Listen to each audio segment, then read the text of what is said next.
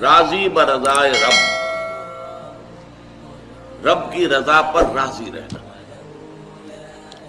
یہ بات کہ جو بھی کچھ ہوا یا ہوگا وہ اذن رب کے بغیر نہ ہوا ہے نہ ہو سکتا ہے، یہ تو ایمان کا منطقی تقاضا ہے۔ یہاں پتہ تک نہیں ہلتا جب تک کہ اللہ کی اجازت نہ ہو، اذن نہ ہو۔ تو جو کچھ ہوا اللہ کی اجازت سے ہوا، خواہ اس میں درمیان میں کتنے ہی عوامل آ گئے ہوں۔ کسی نے اٹھا کر آپ کو پتھر مارا، لیکن یہ پتھر آپ کو نہیں لگ سکتا تھا اگر اللہ نہ چاہتا۔ پتھر مارنے والے کا عمل اپنی جگہ ہے، لیکن آپ کو اس پتھر کا لگ جانا جو ہے یہ بغیر اذن رب نہیں ہے، لہذا اس کو سمجھیے کہ اللہ کی طرف سے آیا۔ ایک اس میں لطیفہ بھی ہے کہ ایک درویش یہ کہتا ہوا جا رہا تھا ایک جذب کی کیفیت میں، جو رب کرے سو ہو، جو رب کرے سو ہو، جو رب کرے سو ہو۔ ایک شخص نے اٹھا کر اس کے سر پہ پتھر نے مارا، اس نے پلٹ کر دیکھا تو شخص نے کہا مجھے کیا دیکھتے ہو، جو رب کرے سو ہو۔ اس درویش نے جواب دیا کہ یہ پتھر مجھے تو رب کے مارے ہی لگا ہے، لیکن میں دیکھ یہ رہا تھا کہ بیچ میں منہ کس کا کالا ہو گیا، کس نے اپنے لیے جو ہے وہ عذاب اللہ کا کما لیا، ورنہ مجھے بہرحال یہ پتھر لگا ہے تو اس میں اذن رب شامل ہے۔ اچھا، اب جو شے اذن رب سے ہو رہی ہے، بندہ مومن کا اگر اپنا تعلق اللہ کے ساتھ مخلصانہ ہے، اس میں منافقت نہیں ہے، اس میں ریا نہیں ہے، اس میں دھوکہ نہیں ہے، اس میں فریب نہیں ہے، مخلصین لہ الدین،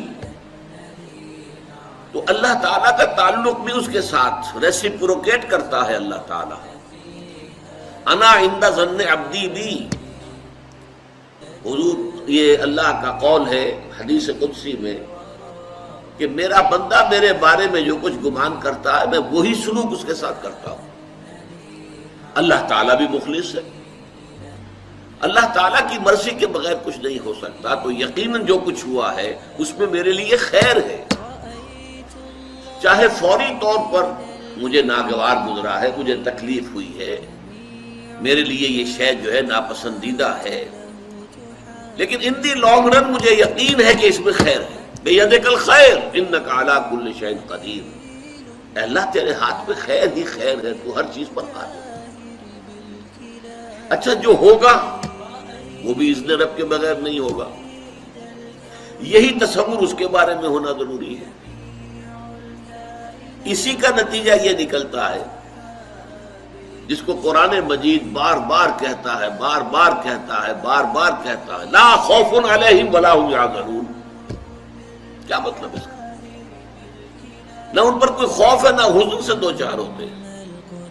عام طور پر یہ سمجھا جاتا ہے کہ یہ آخرت میں ہوگا، آخرت میں تو بتمام و کمال ہوگا، دنیا میں بھی ہوتا ہے۔ خوف کس بات کا بھائی؟ ہوگا وہی جو میرا رب چاہے گا، وہ میرا دوست ہے، میں اس کا ولی، وہ میرا ولی۔ الا ان اولیاء اللہ لا خوف علیہم ولا هم یحزنون، جو اللہ کے ولی ہوتے ہیں، اللہ کے دوست ہوتے ہیں، ان کے نہ کوئی خوف ہوتا نہ حزن ہوتا۔ خوف کس بات کا؟ ہوگا وہ جو اللہ چاہے گا، اور جو کچھ اللہ چاہے گا اس میں کوئی نہ کوئی خیر ہوگا، چاہے فوری طور پر مجھے نظر نہ آئے۔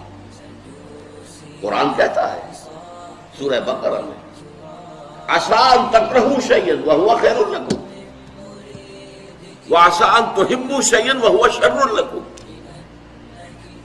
عین ممکن ہے کہ تم کسی چیز کو ناپسند کرو درحالے کہ اسی میں تمہارے لیے خیر ہو، اور عین ممکن ہے کہ تم کسی چیز کو پسند کرو درحالے کہ اس میں تمہارے لیے شر ہو۔ اللہ یعلم وانتم لا تعلمون، اللہ جانتا ہے تم نہیں جانتے۔ تم افعال و اعمال و احوال و واقعات کے ظاہر کو دیکھتے ہو، اس سے متاثر ہو جاتے ہو، اس کے پردے میں کیا مشیت اذنی ہے، کیا ارادہ خداوندی ہے، اس کے پشت پر کیا چیز ہے جو اللہ تعالیٰ کو مطلوب ہے یہ ہمیں نظر نہیں آتا. We are short sighted. ہماری نگاہ جو ہے بس کچھ دور تک جاتی ہے، اس سے آگے نہیں جاتی.